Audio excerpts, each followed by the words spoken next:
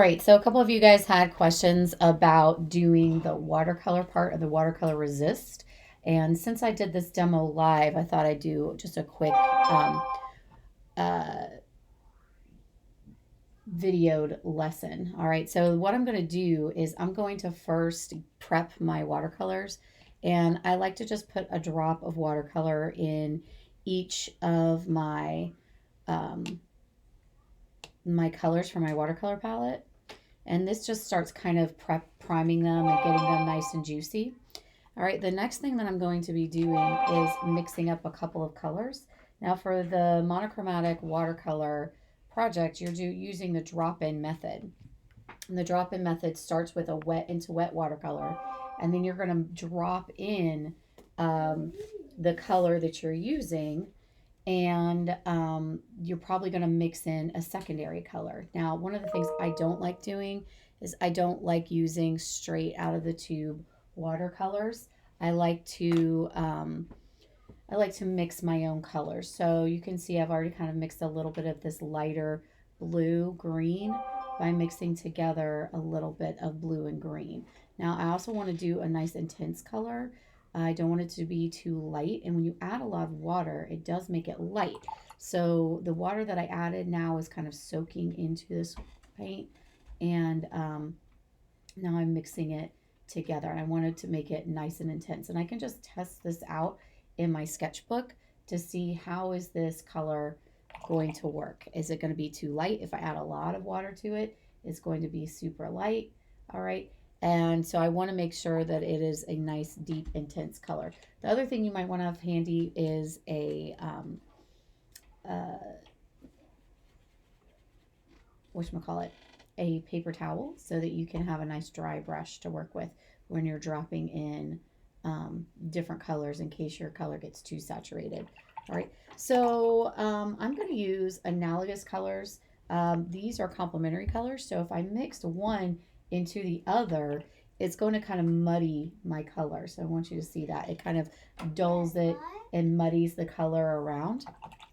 All right, so instead I'm going to use mostly my blue-green color, and then I'm going to implement a deep purpley blue, purpley blue as well. So I've got my blue-green, and then I'm going to mix up a more of a purpley blue color.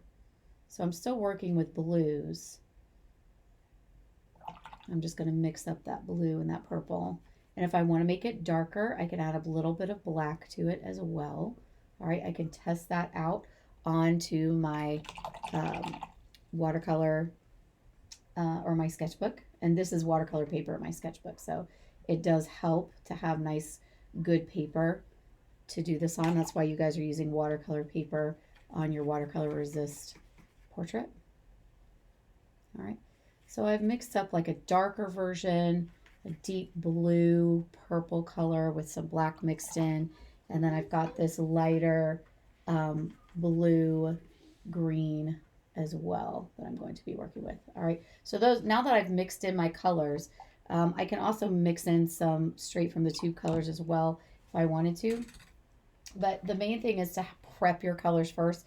Make sure you've got it. Now, when you're working with the watercolor resist, everything that you painted with the resist should be the white of the paper, and everything you have left is going to be the colored. So all of this, I used to have this rubber cement on top of it. I've now peeled it off because it is done.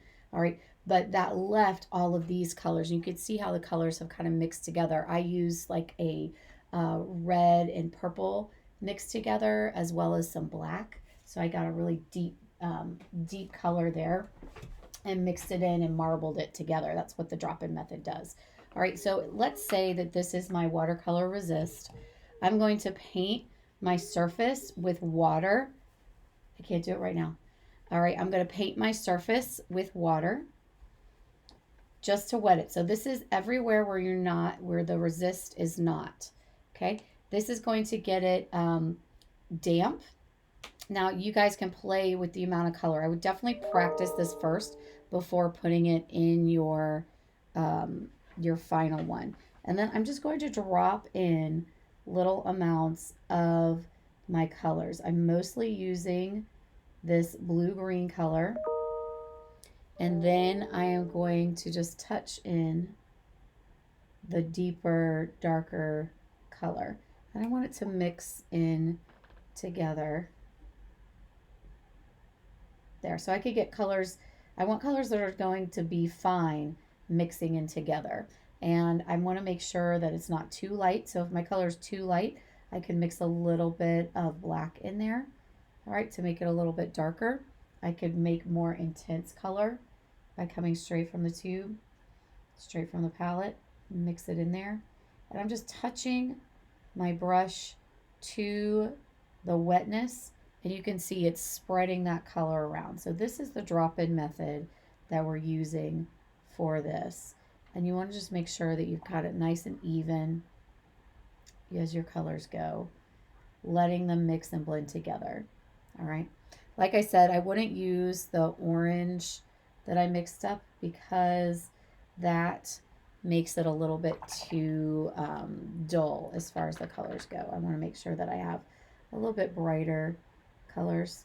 Colors that are next to each other on the color wheel are going to be the best. Okay, right here my water is puddling, and so this is where I would take a paper towel and just dab at that to fix that. But that's all it is making sure you wet the paper first and then dropping in your color. Again, you can practice this in your sketchbook, or there's a strip of watercolor paper that I gave you in your area of supplies or your packet of supplies that you can use as well. But I would definitely test out the drop-in method first before putting it on your paper. Make sure you mix in your colors, test them out, see how you like them. And then when you do like them, you'll put this onto your watercolor resist portrait. Then wait till it dries. And once it dries, you'll gently peel off the rubber cement, and then this is what you'll be left with. All right, so make sure you're letting me know if you have questions. Good luck.